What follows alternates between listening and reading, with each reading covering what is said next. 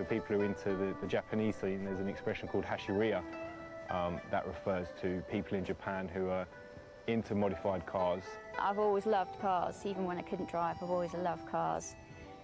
As soon as I passed my test, I just wanted to buy the fastest thing I could, which was a 950cc Fiesta. From London and beyond, the Hasherias have travelled all the way to Tur Western Airfield in Northants. It's a dismal Monday morning, but this is one of the few places where they can practice drifting. I have been drifting about a couple of years. About getting the car sideways. Delicate balance. Trying to keep the front end gripping and the rear end losing.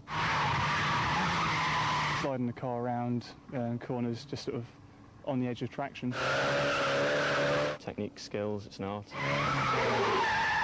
It's nerdy. Don't, you're going to get me in trouble. It's blatantly nerdy. We are all anoraks. Yes, I'm a car anorak. And like all nerds, computers are heavily involved in Hasheria life. In their case, it's a simulation driving game which allows the player to modify the car so it handles better. Gran Turismo is the closest that's come out so far to a proper driving simulator. It's got the same cars that you can see here, can tune them up to the same level that we do here. And so what we'll do, if it's not the right kind of weather for us to go driving in our cars, we might all sit around at a mate's house, practice drifting in Gran Turismo, which is good fun, that kind of thing. Although in its infancy here, Hasheria is a regular part of Japanese nightlife. It started 20 years ago as a way to navigate tricky mountain roads at speed. Although some Japanese race illegally on public roads, it's recently been confirmed as a national sport. We found out about the scene really through the internet and through Japanese magazines and Japanese DVDs and videos, that kind of thing. We do our best to find out about what's going on over there and take our lead from really what the boys in Japan are doing in terms of how they tune their cars and the kind of things they get up to in their cars. I started by, I went local company, I bought a video of theirs that came over from Japan that had a load of drifting on it. And literally I had my old Skyline, I just thought, oh, I'll have a go at that, see if I can do it. James, he's known as the driftaholic and he's excellent. Normally we do it once a month. We've got a group of normally about 15 to 20 people who come along. They're all into the Japanese cars and drifting. I don't do so much drifting, but I have a play. You've got to have a play. It looks good fun. You've just got to keep the car sideways as long as possible, basically. Just using all sorts of techniques, really. Just keeping your foot to the floor, using the handbrake, braking, all sorts of different things. It's exciting when the back end of a car steps out, and for us it's all to do with the art of controlling that and doing multiple drifts, so you link one drift into another drift into another. Looks easy enough, doesn't it? But driving like this requires real skill and needs to be treated with respect. Definitely dangerous if you do it in car parks or in wet roundabouts. That's why we hire out airfields like this where you can push it to the limit and risk losing control, and if you do, the worst that will happen is you'll spin out into the grass.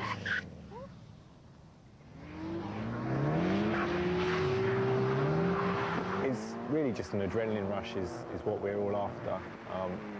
The feeling you get when a turbo engages and the boost that is a result is fun. Everyone does look at you and it's like, oh, a girl, right. And I guess you don't get taken seriously, but I try my best. Lisa may not hack it when it comes to drifting, but she certainly knows a thing or two about motors. At the moment I've got Nissan Sunny GT-R. It's a Pulsar because it's an import from Japan. That's my baby. I've got graphics all over it. The engine has been modified as much as I possibly can, and I've had that for a few years now. I love it to pieces. Internally on the engine, we've changed the head gasket in there. It's a metal head gasket and take more pressure. We've got HKS dump valve on here, which you can see there. The fuel rail's been changed so you can get more fuel through it. We've got oil cooler kit here with pipes which feed down. You've got a little radiator shoved down the front. I get bored with them, You get used to the speed. There's only so much you can do to tune certain cars. So obviously once you've tuned your motor to the max, you've done everything you can, what do? You need to start on another, and the one everyone's after is a Nissan Skyline. Big brother's come along, and it's great. It's pretty standard at the moment. I've had it rolling roaded, and it's producing around 420 brake horsepower. I try to think how much I spent on my cars. I would say, conservatively, around 25,000, 30,000 over the years, all in, conservatively. Lisa's not alone when it comes to spending big money. Most Hasharias part with thousands to modify their cars, and of course you then want to show it off to your mates. These meetings are social occasions, a chance to swap dealer numbers and pick up tips on how to make your car go even faster.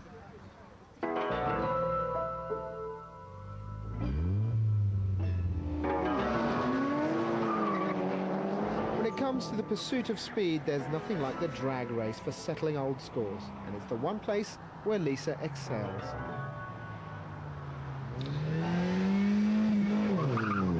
My main thing is drag racing. Everyone knows Lisa isn't afraid to put pedal to the metal as such.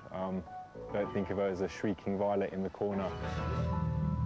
You're at the lights, you're waiting to go, you've revved the engine up to the revs that you need for the turbos to kick in, and the adrenaline is pumping through you. Your thoughts of crashing or anything are out the window. Your thought is from getting to A to B as quick as you possibly can.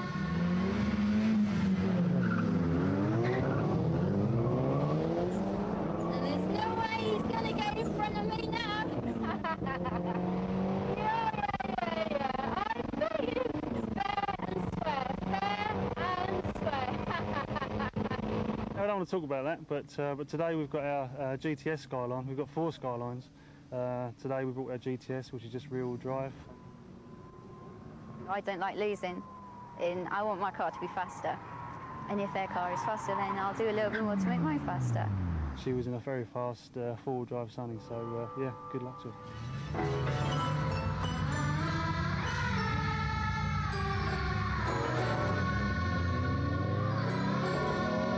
Something about driving a car like a Skyline. Everyone looks at you. People that don't even know what a Skyline is. You drive past, and it's the feeling like, I may not be the richest person, I may not be famous, I may not be anything, but I've worked hard for this.